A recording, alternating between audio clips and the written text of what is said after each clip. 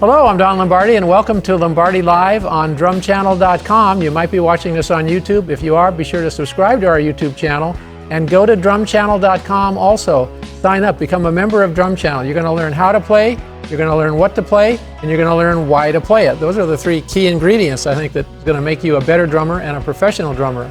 And my special guest today has perfected those three things. He knows how to play, he knows what to play, and he knows why to play it. And we're going to find out why he plays it. Thank you for joining me, my good friend, Jimmy DeGrasso. Don, I haven't seen you in a million years, it seems like. It could be. I'm older, not quite that many years, but it's been... I'm right behind you, buddy. Been more years than we know, for sure. Stop. All the bands you've played with, any drummer would think he had a stellar career if he just picked one of those and had an opportunity to play with them. But what do you think, talking to the young drummers out there, is the thing that might have prepared you the most for being able to jump into all of those drum seats and take them over? Some on some short notice, if I remember. You had to learn a whole set in a fairly quick period of time, right? Yeah. What would I yeah. You know, I never really, first of all, you do this because you enjoy music, first off, and I was probably too naive to know that, I couldn't learn 25 songs in an hour or a day, whatever it was. So I just flew by the seat of my pants all the time. You know what I mean? I'm like, I don't know, I'll figure it out at some point, maybe. But it was, it's just like, it's hard to explain. I've always been a fan of music. And so when you have to learn songs quickly, what you don't maybe remember, you just use your ear and just listen, because that's the biggest part of music. And that's one of the hardest things to teach, because I do teach a lot. It's like, listen what's going on around you. Don't worry about the cool lick you're playing. Listen to what everyone else is playing. Listen if they're pulling or dragging, whatever, you know what I mean? So it's just listen. But yeah, it was an adventure for sure. I don't know if I want to keep doing that. But hey, can you go on tour tomorrow and learn all these songs? Sure, why not? But no, it was definitely fun though. Well, thinking Ozzy Osbourne, Megadeth, David Lee Roth. So that gig to me was probably the easiest to learn, because I remember the manager called me up, and here again, it was like a week's notice to start, and he said, how many days or weeks do you need to rehearse? And I asked him to read me the set list, right? And I'm like, okay. I'm like, 1 day's fine. And he's like, how is 1 day fine? I said, it's like, this is the stuff I grew up with. It's the first 5 Van Halen albums and a couple of Dave's solo singles off his solo albums. I'm like, I know the first 5 Van Halen albums like the back of my hand. So it was just like, 1 day is fine. And that's all it was. So that one was easy. You know what I mean? Because it's like, because even to this day, you hear all those songs on the radio all the time still, and it's almost like you don't even have to learn them. They almost become subliminal, because it's like, when you used to listen to songs in the 60s and 70s, Motown and stuff like that, you might not even know the name of the song, but as soon as you hear it, you're like, oh, I know this, Who were some of your favorite drummers back in that days as you were listening to these bands? Oh, there were so many. I mean, Buddy Rich, Ringo, Louis. Now, it's interesting, because you're mentioning people that are totally out of the genre that you played most of your life in. Yeah, totally. And how important is that for your students to look at what happened before them? Well, it's cool when, I teach, because now you have more access to sort of like the archival footage, right? Of these drummers, like I was going through, my mom stored every magazine and record that I was ever on or in, and I didn't realize it was this much, but it was like boxes upon boxes upon boxes upon boxes. And I'm like, okay, all the modern drummers and the drum ads and, in the rock magazines. But anyway, so somewhere in there, I found this envelope, and I looked in the envelope. I have Buddy Rich's autograph when I was 6 years old. Wow. And my dad took me to see him play when I was 6. And he was sitting at the back. He was playing a university in Bethlehem, Pennsylvania, where I grew up. And my dad goes, go ask him for his autograph. I'm like, what's an autograph? No, he goes, here, take this paper and this piece of paper and this pencil and go ask him for his autographs. So he's sitting way in the back by himself talking to a friend of his. So I went up to him like, excuse me, Mr. Rich, could I have your autograph? This little 6-year-old going up to him.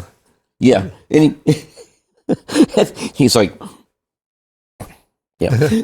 So I kept it, and somehow it wound up being saved. And I just found it last year. Wow. And it's 50 some years old now. But yeah, I mean, so was those guys, and then it got more into the rock stuff, as I got older, it was like, it was, God, there's so many. It's like I said, it's Joey Kramer, Bunny Carlos, John Bonham, Neil Peart, obviously, Steve Smith, Terry Bozzio. I mean, it was just like, I can't even say like, this is the main guy. It was just so many, and then, Jeff Porcaro, Steve Gadd, I listened to everyone. I wasn't like, I didn't, Alex Van Halen, I didn't emulate one person. I listened to everyone because I thought everyone had something to offer from their ability and their creativity, because everyone, you could sit 10 drummers at a drum set and have them play the same groove, and it'll sound 10 different ways, because everyone's got a different nuance. The way they strike the snare, their attack, their volume level. You know what I mean? Everyone's got, it's like the personality. Everyone's got their own personality when they play a beat. So yeah, I listen to so many people. I mean, the list goes on, That's a huge point that you're making that's come up from time to time on Drum Channel, just how unique drummers are. In addition to everything that they have that's unique, each individual drum set and tuning is a little bit unique to the individual drummer also. Yeah. That's part of your signature. Yeah. Time feel, that's something I wanted to touch on. As you're going through all these great bands that you played with, would you dial in more to the bass player? How would you lock in so well to what they are used to having out of a drummer? Did you say, I'm here and this is the way I'm doing it? Or did you listen to the tracks and try and digest who you were filling in for or who you were replacing? Well, that's a really good point. It's a little bit of both, because like when you're playing, like obviously when you're playing old Van Halen songs, the parts are there, they're great. So you play those what they are. I mean, because those are signature drum parts.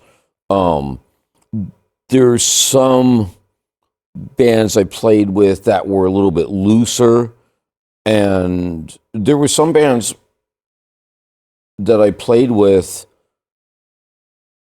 and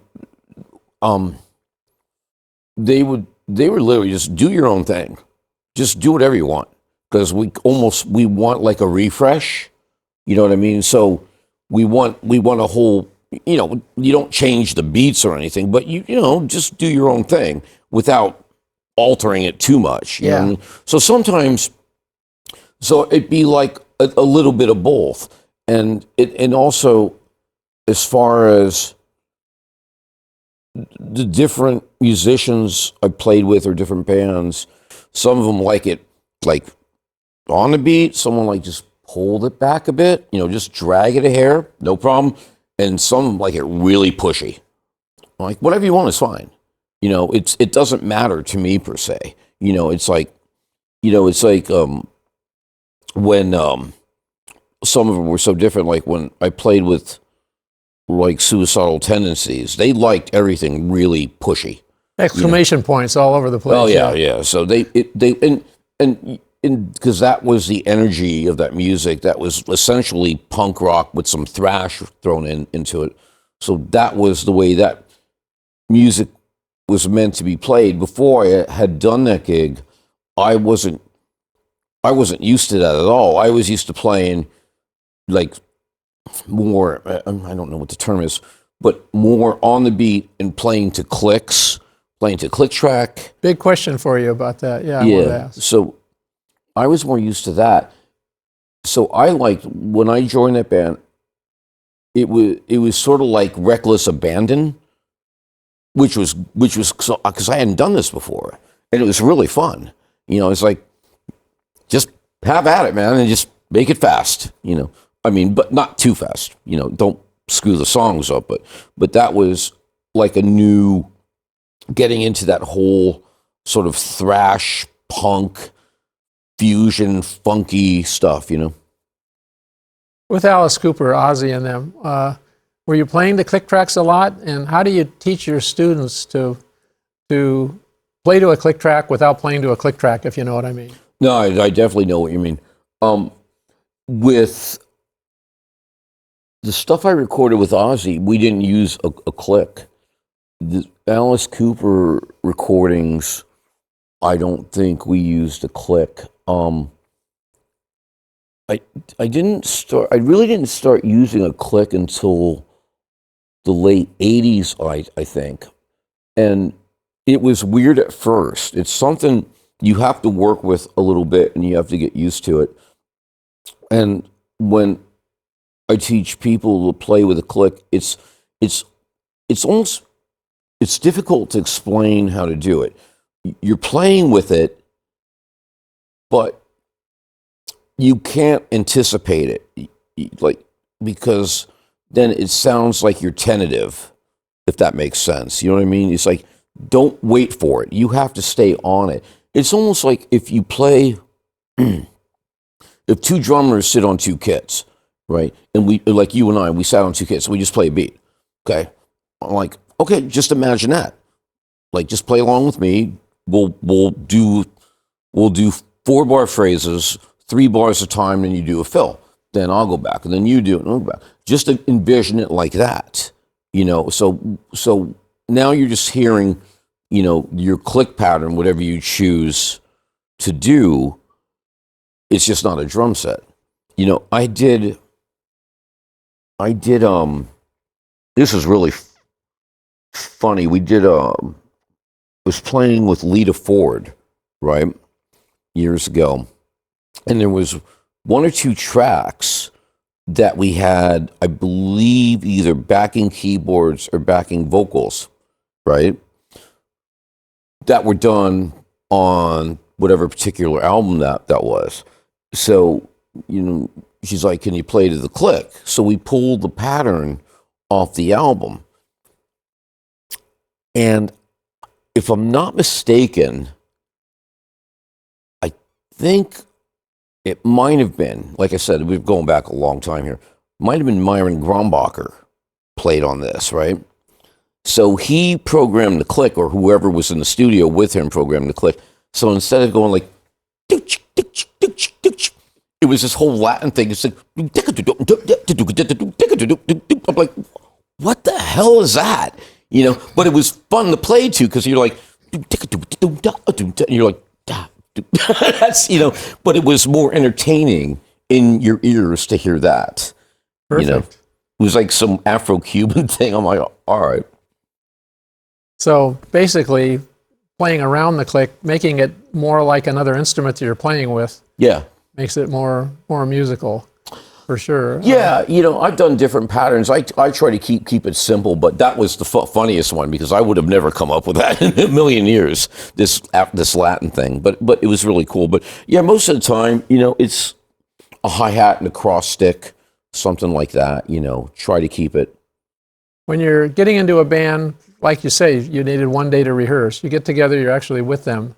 How much attention do you pay time-wise to locking in with the bass player? Are you more concerned with how you're locking in with him and then becoming the rhythm section for the rest of the band?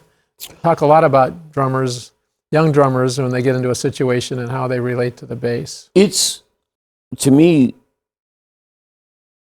still to this day, music to me is very organic.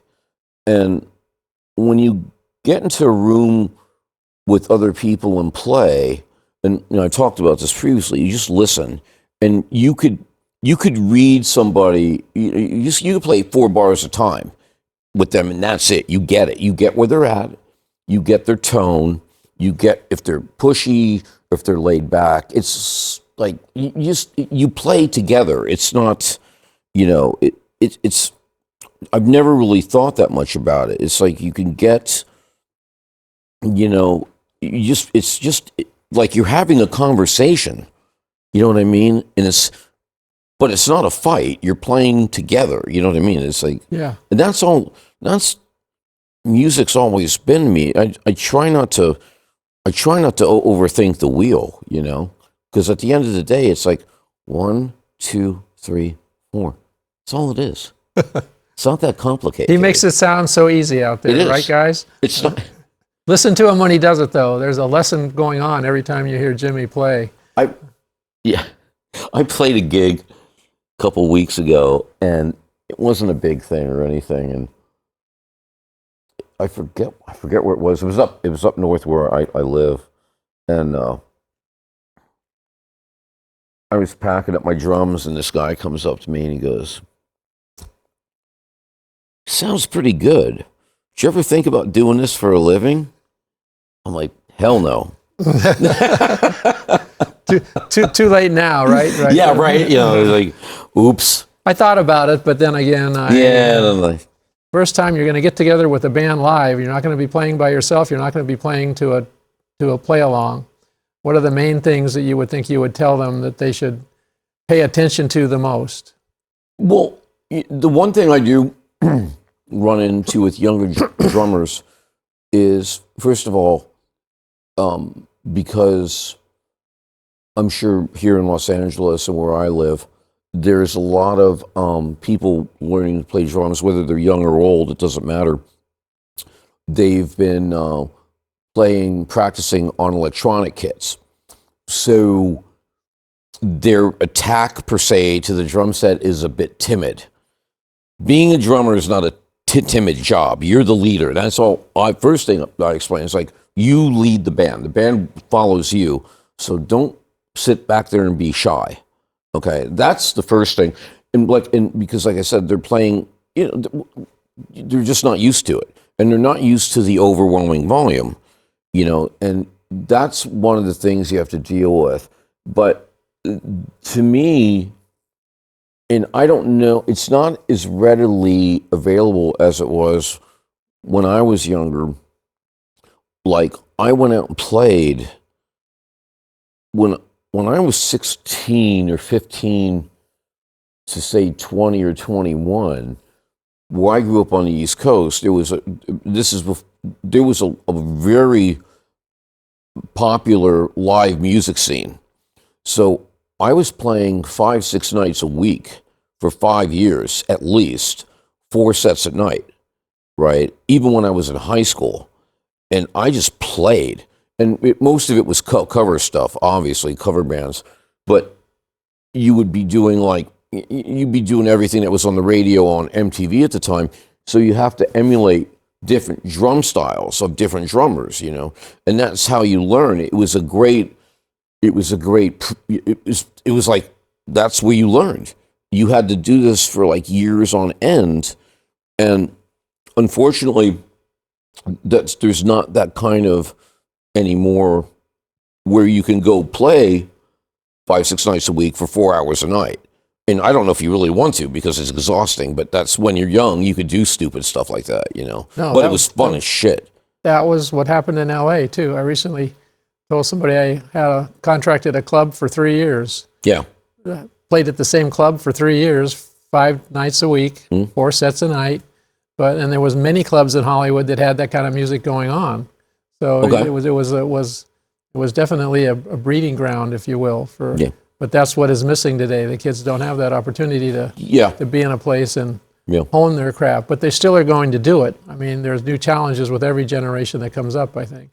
Yeah, I mean, yeah, it's like some of the younger kids I know, they go and they do play out, and it's great. They'll go do 1 or 2 gigs a month, but doing 6 gigs a week, that doesn't. It's really not. It's not feasible now, which is too bad.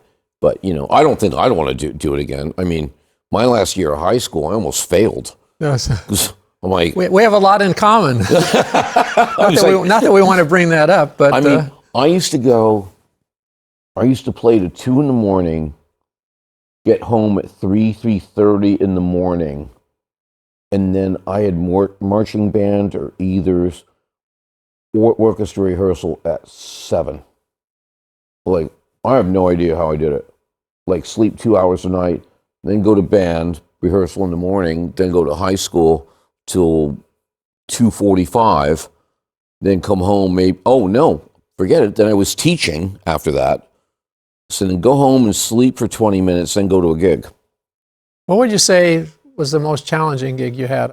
The thing that's most challenging, I think, was, not only are you a musician and you're a drummer, but you have to learn how to navigate personalities, because as you know from running a business and being in bands, everyone's different, and you have to learn. You just have to learn to get along with people, and some people are a little bit quirky, some people a little bit more standoffish, some people, you know what I mean? It's just dealing with personalities and learning how to deal with people in a positive way, and that could be challenging at times. I mean, you just have to learn. It's just because there's some people I've worked with who are a bit eccentric. I'm being kind there, believe me. With your list of people, I think everybody can pretty much surmise the more eccentric Yeah, I don't really have to say from the less eccentric ones. Yes, right. But no, you have to learn how to deal with quirky personalities. And the other thing is too that a lot of people don't talk about with being a professional musician. Now you spend your whole life, I'm practicing, I'm playing, I'm jamming, I'm learning, blah blah blah, and then you're a professional musician, and then you realize you know nothing about the music business. And then you have to learn that, and there's no school for that. I learned a few things the hard way.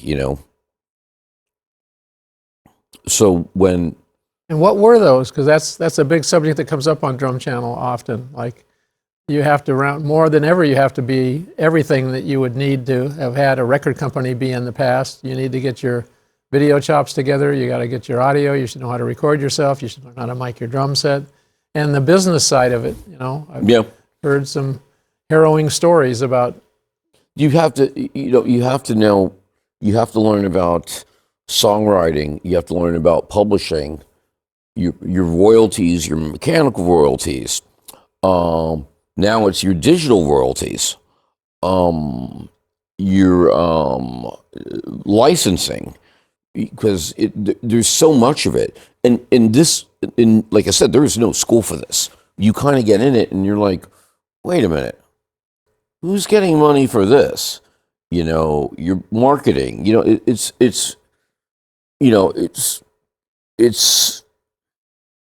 It's interesting because, like I said, you almost have to have a business degree before you get in this. And so you get in this and you're like, oh, I need a business degree now. You know what I mean? It's like the cart before the horse type thing. Before you get the business. But I mean, I've talked to many musicians about this, it's like, and we talk amongst ourselves, and that's how I learned a lot of things, by asking musicians that were older than me, like, hey, what's this money about? Or should I be getting paid for this? And a lot of the guys I want to mention, but I don't want to mention them. And they'd be like, oh yeah, well, you should be getting this for this. I'm like, I had no idea. because people will just not offer it up.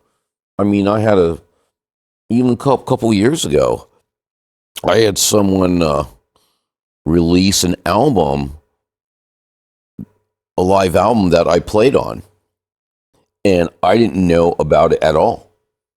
And I was in Europe, and someone brought the album up to me to sign.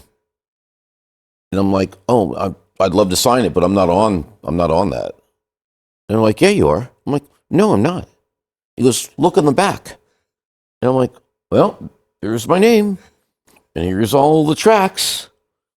I'm like, really? Okay. So I called up this particular manager, and I go, hey, how's it going? What's up with this album? He goes, oh, yeah. Yeah, I don't know. Oh, you don't know? Like, you don't know? Oh, yeah, let me look into that. I'm like, well, I'm looking at it right now, and my name's on it, and you didn't ask my permission. Oh, yeah. We'll look into that. You know what I mean? It's just like, no one will tell you. Sometimes they'll just release your likeness, your intellectual property, and you just have to find out about it somehow. Yeah, I think the challenge is, as a young musician, you're sometimes so excited. I mean, back in the day, the idea was getting signed by a label. Dealing with all the business stuff, some people, in some situations, it's pretty easy, and then, I've done bands where it's almost, you would all go into a room and work on these songs for a couple months, and then, I'm like, the songs weren't written. You're in the room and they're playing. It's like, oh, let's try this, let's try that, blah, blah, blah. And after a couple months, you come out and you have the songs written. Okay. And then the record's done, and then someone else takes all the publishing and songwriting credit. Not cool. Because I just spent 2 months in that room, and basically I got nothing for it. So this particular, I don't want to go into names, so I'm going to get sued left and right. No. So this. You've learned that about the music business for sure, right? Yeah. So, but anyways, whoever it might be. Later on, yeah, it's like never name names. Later on, this person called me to do this again. I'm like, okay, this is how much it's going to cost. Let me know when the songs are done. Send me the drum beats on the demos, and I'll come in, because I'm not spending 2 months in a room, because there's nothing.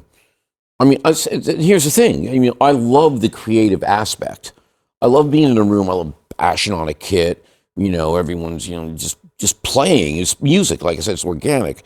I did a bunch of recording during the pandemic, right, where you go into your home studio and you have your files and you send them around and send them to the next guy, and he puts his bass track, send them to the next guy. And, and honestly, a lot of them sound really good. But, there's something about putting 4, 5, 6 people, whoever's in your band, in a room and playing live with microphones. It's just that organic thing, and even the younger musicians today, they go back and listen to these things, and they're like, how'd they do that? Well, they put in a room, put some mics on the stuff, the Hendrix albums, the Beatles albums, Zeppelin albums, Aerosmith albums. You got in a room. That was it. But now it's like, I'm in Oxnard, you're in Alabama. You know what I mean? It's like you're in London, and it's convenient, but there's certainly something that's missing. You're not instantly reacting off of what that person might have just done. It might change what you're going to do. That's exactly it. And that's what I mean. That's the part that's missing, because, I could be playing something. I'm just playing the simplest thing, and the guitar player, the keyboard player might do something like, oh, wait a minute, I have an idea.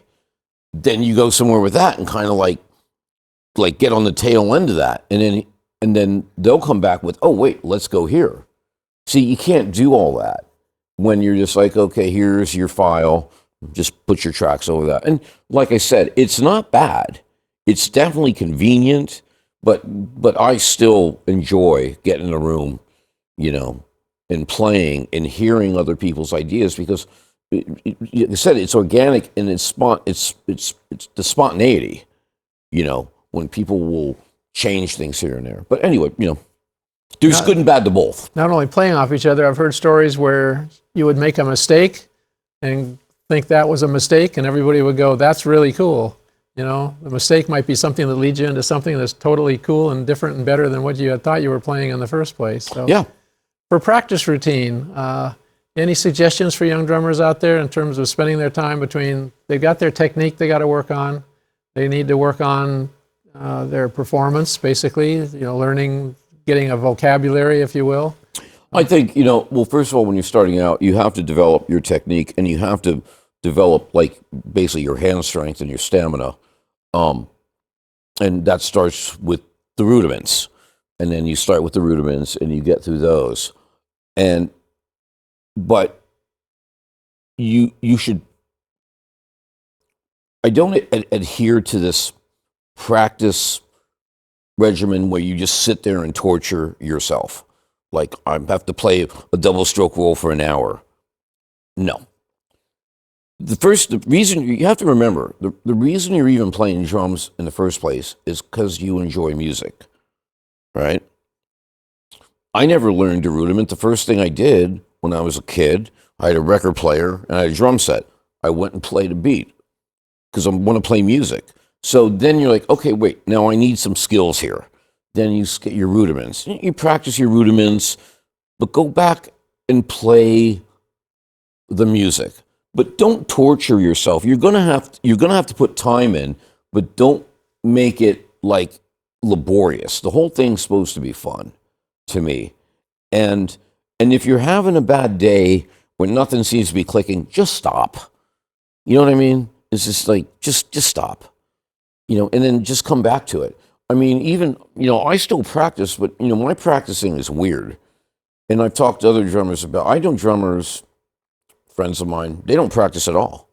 They just like, when I tour, I'm playing all the time, because when I tour, I'm playing like 3 hours a day, which is, full out, too. Doesn't sound like a lot, but it is. No, that's the full out. So, and then when I'm home, it's weird because I've come home and not touched a drum set for a week. And there's sometimes I've come home and I'm playing an hour after I come home. And I'm not playing a lot, just like sit down and just play, just some R&B stuff or some funk beats, And there's sometimes I'll sit down for like an hour and work on something. And there's sometimes I'll go into my studio and I'll play for 3 minutes. That's it. So it's supposed, I guess what my point is, it's supposed to be fun. Don't torture yourself with it. And I don't know if you talked about this when you would teach other people, is posture. Posture is a huge deal. If you slouch... Pay attention. Oh, to me? Oh. No, but I see it, and I see a lot of my friends who are, some of them are younger than me, where they've had like the slouchy, right? And now they're having shoulder problems, back problems, hip problems. And posture is extremely important. Tell me what's going on more recently. Teaching a lot. And for people to get a hold of you, teaching privately, teaching online, both? Yeah, I'm teaching. I teach. I don't do online stuff right now. I'm teaching privately in San Jose, and I do that through a place called the Rhythm Academy in San Jose. So I teach there, and it's like you go to rhythmacademy.com. Perfect. And I teach through there. I teach out of my own home studio, and that's basically it, and doing a lot of mountain biking. It's worth a trip to San Jose before he falls off his mountain bike. Again. I can't thank you enough for joining me here today, Jimmy. No, man, it's good to see you. I haven't seen you in so long. It's been a while, but we'll make it more often. You got to come. This is the room where bands can play live. That's one reason we built this large drum channel room. Talking about drummers that don't play between gigs, Neil Peart, didn't really have a drum set even at his house when they weren't on tour. But but he would come here, sitting right here, as a matter of fact, for 1 month solid before they went off on every tour, and get himself back in shape. And that was, of course, a blessing and fun for us all here at Drum Channel, because every time we went on a tour, we'd know what was happening a good month before we actually went out. And he was here just like one of the guys, you know. I'm here. I'm doing getting ready to go out on tour. I want to tell a quick story before we go. Please. And I've told it to you before. I don't know if you remember. In the early '80s, I worked in a music store, right? And it's just when I became aware of DW. That's how I knew you at the beginning. You were selling DW products. Right. But this is like, I'm going to say 83, maybe. Anyway, I bought my first double pedal, and it was a 5,000, right? Yes. And this is for the internet and stuff. And I had the pedal. It was great. It was because I couldn't carry the 2 bass drums around in my car, and so on and so forth. And I had a little problem with the linkage or something like that. So I didn't know what to do. So I had the box still, and this is when you were Bernoulli Circle? Yep, exactly. Right? Yep, Bernoulli Circle. Okay. Bernoulli, so that was our address. Yeah, the old address. And I took the box, and it was like, and I think the phone number was on it. So I'm like, well, I don't know. I'll call. So I called up, and you answered the phone. This is Don at Drum Workshop. I'm like, hey, this is Jimmy DeGrasso. I have this pedal, and the thing's not working right. You're like, oh, okay, hold on. All right, let me get your address. Now, I was living in Pennsylvania at the time, and this is a million years ago, right? I'm sorry. But 3 days later, you sent me a new part in the mail. I thought that was, when I look back at that, I get, the head of the company on the phone. He goes, oh, yeah, I'll take care of that part. And you sent me a new one in the mail. I had it like right away. And I thought that was always so cool. Oh, neat. I appreciate that. Well, no, and I'm not making this crap up. It's the truth. No, I was there. I know you were there. Right. I'm guilty. No. Well, it all has to do with the camaraderie of the drumming community, I think. Yes. If you're a drummer and you're using a DW product, wearing my hat as founder of DW Drums. Totally agree. Or if you're a young drummer out there, my passion was always teaching, education also, which is why I started Drum Channel. Became kind of the family joke, are you going to wait till you're 150 to get back into education full time? And then using the technology that we have today to do that, which is the internet. However, I'm adamant that there's no better way to learn than having a relationship with a private instructor. I think the internet, even all the great content we have on Drum Channel, is a great adjunct to that, because a teacher can give you things to work on during the week while you're at home by just studying one of the lessons that we have up here on Drum Channel. Yeah, for sure. Yeah. And as young drummers took lessons, if you have a chance to take a lesson with Jimmy, as we grew, you learned from a whole bunch of different drummers. So that's why I said at the beginning, it's interesting on Drum Channel, you learn how, what, and why to play. How to play is what you talked about, getting your technique together. Yeah. But don't spend your life on that. Learn what to play at the same time, build your vocabulary. And then the secret ingredient that you can miss out on, which is why you got all those gigs, why people audition for gigs and got them, is why you play what you play. Should I play a fill here? Should I not play a fill here? Interviewing Jim Keltner in a couple of days, and he's a master at that, of like what works for the song, thinking of Hal Blaine's life. Yeah, totally. When Hal went into the studios to play back in those days when he was making all those hits, I'd asked him, what was the first thing that you wanted to find out about that session? Because I would think it would be how fast is it? What's the genre? What's the feel of the song? He said the first thing he wanted to see is the lyrics for the song before he'd start developing his drum part around what the message was of the song. You don't think the drums being that important because you're not thinking so much harmonically but his drum feel had a lot to do with the passion of what he wanted to present that people would hear at the end of the day. Just like you're saying when you get with all these bands. Yeah. We don't tell everybody this, but between us, we know the drummer is the leader of the band. There you have it. Jimmy, thank you so much. Always a pleasure, Don. Yes, right. See you soon. Absolutely. Absolutely. And we'll see you back here on YouTube. Subscribe to our YouTube channel, or go to drumchannel.com, where, as we talked about and we talked to Jimmy about, you're going to learn how to play, what to play, and why to play it. And you're going to get challenged every day, which is really cool. And you're going to get new play-alongs every week, which is really cool, with lessons to help you learn how to play along the play-alongs. See you next time on Lombardi Live.